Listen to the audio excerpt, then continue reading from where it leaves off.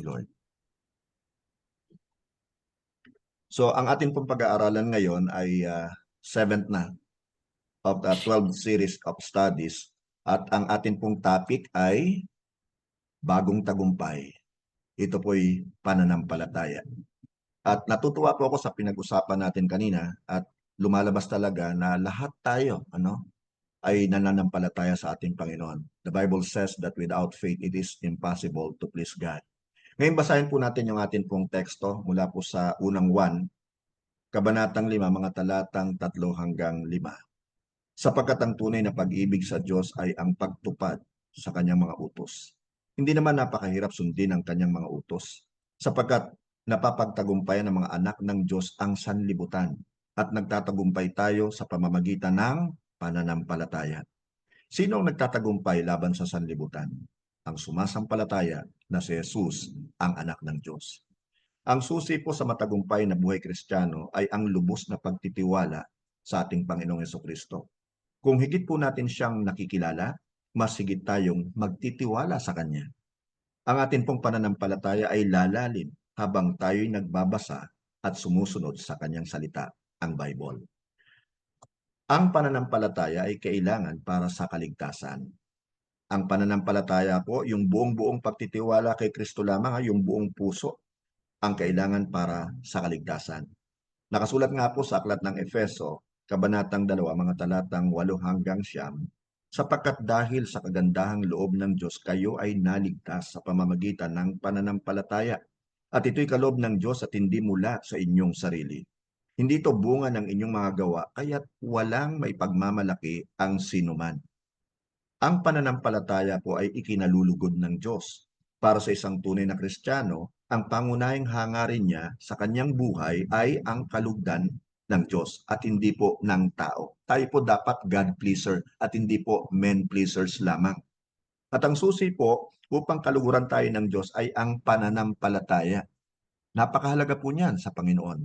Kaya po nabanggit niya sa aklat po ng Hebreo, Kabanatang 11, talatang 6, hindi maaaring kalugdan ng Diyos ang walang pananampalataya sa Kanya. Ito po yung sinabi ko kanina. Without faith, it is impossible to please God. Sapagkat ang sinumang lumalapit sa Diyos ay dapat sumasampalatayang may Diyos at siya ang nagbibigay ng gantimpala sa mga humahanap sa Kanya. So dapat maging mga God seekers din po tayo, God chasers tayo hanggang sa makatch po natin ang ating Panginoon. At pag nakatch natin siya, wow, talaga namang we will have this peace that passes all understanding and even joy, exceeding joy, joy unspeakable. Ang mayroon pong pananampalataya ay sumusunod sa Diyos. So patunayan natin sa pamamagitan po ng ating pagsunod sa mga sinasabi ng Diyos sa atin.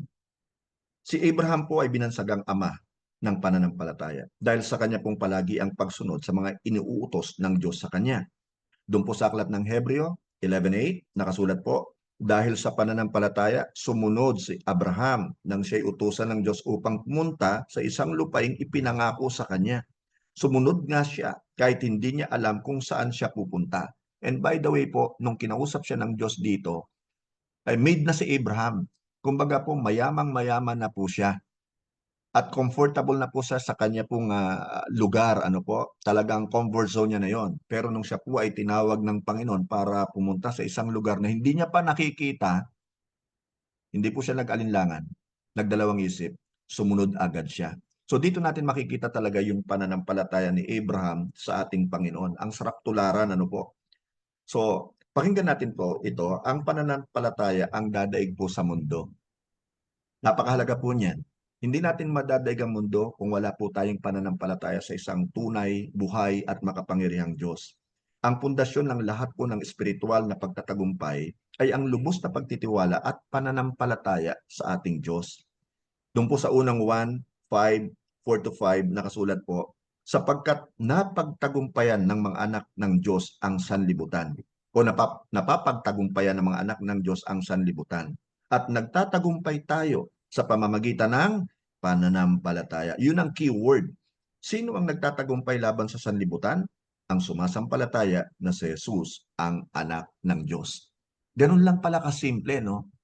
Na hindi maunawaan ng karamihan kasi nga they are being blinded by Satan, being deceived by Satan. Na actually hindi pinahirapan ng Diyos na tayo makalapit sa Kanya. One key word, faith natin. Because faith can move mountains. Faith can move the hand that can move the world. Pananampalataya sa ating Diyos na buhay. May mga katanungan po akong gustong ibahagi sa inyo na sagutin nyo na lang po on your own, honestly. Ano po? Maybe later on, pag napag-iisa po kayo, meditate on these questions. Tatlo lang naman po ito. Una, nagtiwala ka na ba kay Jesus para sa iyong kaligtasan? Ikalawa, namumuhay ka ba para maging kalugod-lugod sa Diyos? O nabubuhay ka lamang para sa iyong sarili, para sa iyong kaligayahan? O namumuhay ka para lamang sa ibang tao? So these are questions na pag nag-reflect po tayo, makakatulong sa atin para ma-bolster po yung ating faith sa ating Panginoon. Kasi pag tayo nagtiwala sa tao, susumpain tayo Yan ang sinabi po ng Bible Pero pag nagtiwala tayo sa Diyos, pagpapalain tayo So, multiple choice yan. A and B lang. Kanino kayo magtitiwala? Sa tao o sa sarili mo o sa Diyos? If I were you, magtitiwala po ako sa Diyos. Siya ang lumikha sa akin Siya ang nakakaalam ng lahat tungkol sa akin. Yung past ko, yung present ko, and even yung future ko. Ang nakakatuwa, alam niyo po ba? Bago pa po niya nilikha ang world, yung foundations ng mundong ito, nasa isip niya na po tayo. Laman niya na tayo ng kanyang isipan. So, kanino tayo magtitiwala? Amen? Now, last question. Sumusunod ka ba sa mga utos ng Diyos? Ito po yung mga katanungan, tulad po ng sinabi ko kanina, kayo po ang hopefully makasagot honestly. Praise God. So tayo po ay